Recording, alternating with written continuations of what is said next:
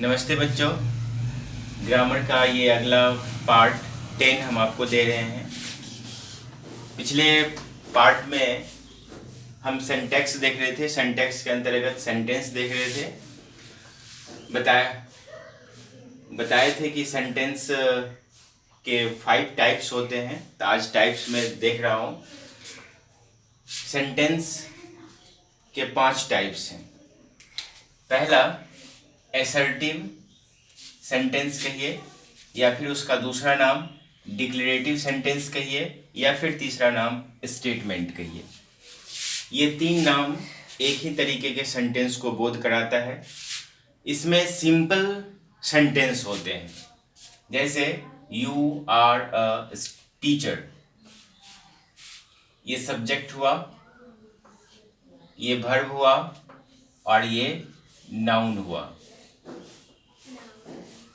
ये सब्जेक्ट, ये वर्ब और ये सब्जेक्ट मिलकर के प्रीडिकेट कहलाता है। पिछले क्लास में हम बताए थे कि सेंटेंस के 2 भाग होते हैं, सब्जेक्ट और प्रीडिकेट। इसको थोड़ी देर में देखते हैं, पहले इसे देख लेते हैं।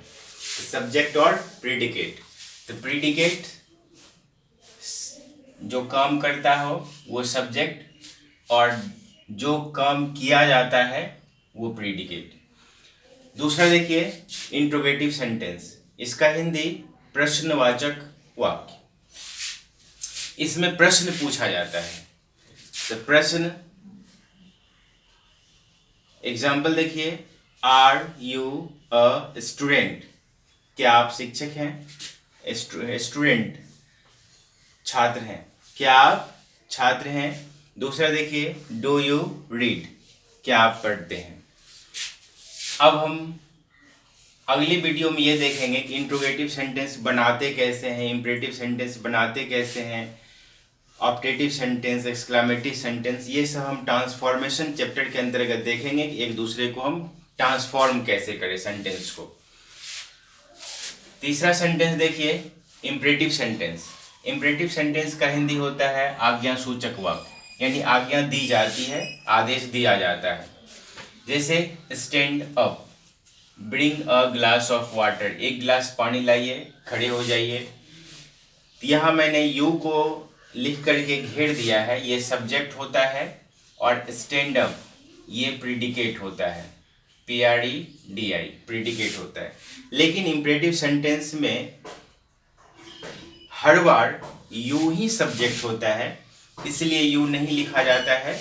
हम सामने वाले को सूचित करके बोलते हैं, इसलिए डायरेक्ट जो इंपरेटिव सेंटेंस शुरू होता है वो मेन वर्ब से शुरू होता है। तो ये होता सब्जेक्ट यू ही है, लेकिन लिखा नहीं जाता है, इसलिए मैंने इसे घेर दिया।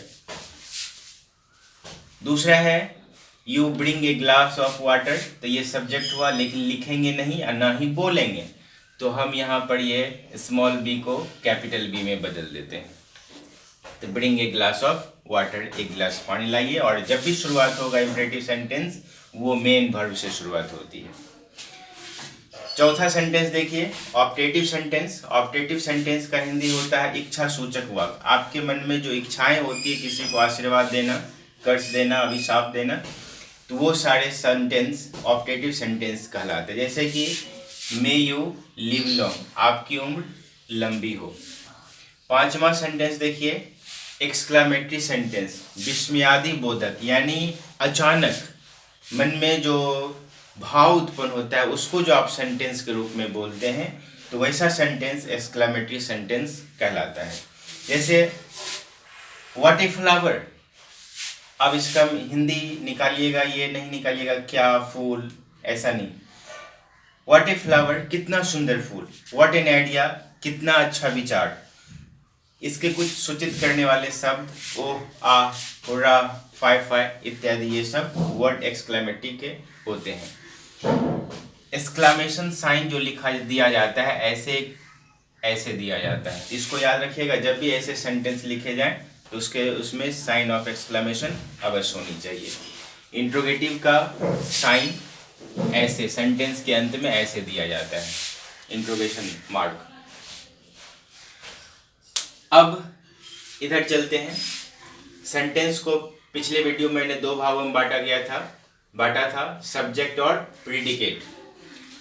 सब्जेक्ट के विषय में जान लिए थे कि सब्जेक्ट कौन कौन हो सकता है, लिविंग और नॉन लिविंग।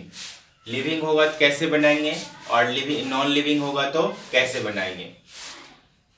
दूसरा देखते हैं प्रीडिकेट। प्रीडिकेट को दो भाग में बांटिए, उसमें वर्ब रहेगा और अदर वर्ड रहेगा। वह अदर वर्ड कभी कभी ऑब्जेक्ट बनता है। तो ऑब्जेक्ट कैसे बनता है, कब अदर वर्ड को हम ऑब्जेक्ट कहेंगे, उसके कुछ शर्त हैं। तो ये अगले वीडियो में देखेंगे कि ऑब्जेक्ट कैसे, कोई सेंटेंस का जो सब्जेक्ट को छोड़ करके कोई शब्द ऑब्जेक्ट बनेगा, उसके लिए क्या करना पड़ेगा, कैसे पहचानेंगे कि वो ऑब्जेक्ट है, वो अगले वीडियो में देखेंगे। वर्ब को दो भागों में बांट देते हैं, मेन वर्ब और एक्सुलरी वर्ब। मेन वर्ब का रूप चलता है V1, V2, V3, V5। Dictionary में आपको मेन वर्ब ही प्राय पूरा का पूरा डिक्शनरी मेरे ख्याल से मेन वर्ब में ही मिलेगा, एक्सुलरी वर्ब नहीं मिलेंगे।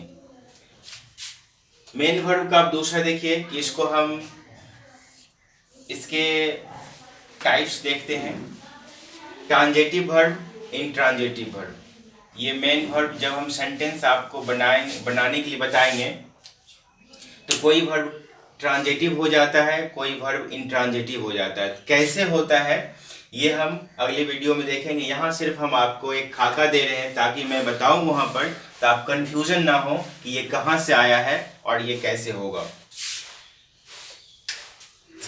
तो वर्ब हो गए दो प्रकार के, ट्रांजेटिव और इंट्रांजेटिव। फिर बी नंबर में देखिए वर्ब दो प्रकार के, फिनाइट वर्ब और इनफिनाइट। इनफिनाइट को नॉन फिनाइट, यानी बी नंबर में फिनाइट वर्ब और नॉन फिनाइट। अगला देखिए, ये अलग कैटेगरी के रूप में देखिए, being verb, linking verb, doing verb, happening verb.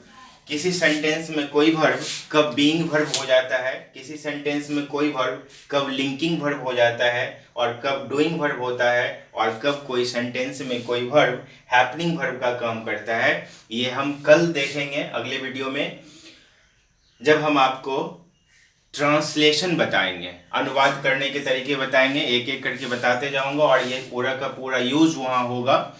तब आपको पूरा समझ में आएगा कि ये कैसे कैसे यूज होता है, कौन लिंकिंग वर्ब है, कौन हैपनिंग वर्ब है, कौन बीइंग वर्ब है, कौन सा इनफिनाइट है, नॉन फिनाइट है, ट्रांजिटिव है, इंट्रांजिटिव है, ये सब। इधर देखिए एक्सुलरी वर्ब। एक्सुलरी वर्ब की संख्या 24 होती है। इसको आप तीन भागों में बांट दीजिए, ए बी सी में। प्रिंसिपल एक्सुलरी वर्ब जिसकी संख्या 11 होती है, is, am, are, was, were, do, does, did, has, have, had, ये सारे प्रिंसिपल एक्सुलरी वर्ब हैं। क्योंकि ये कभी कभी मेन वर्ब भी बनता है, इसीलिए इसे प्रिंसिपल एक्सुलरी वर्ब कहा जाता है। कैसे बनता है सेंटेंस में आगे देखेंगे। Modal auxiliary verb can, could, shall, should, will, would, may, might, ought to, must, जिसकी संख्या 10 है, ये मॉडल एक्सुलरी वर्ब है। सेमी एक्सुलरी वर्ब, इसकी संख्या 3 है, नीड, यूज टू, डेयर। तो आप ये पूरा का पूरा खाका नोट कर लीजिएगा, ध्यान में रखिएगा।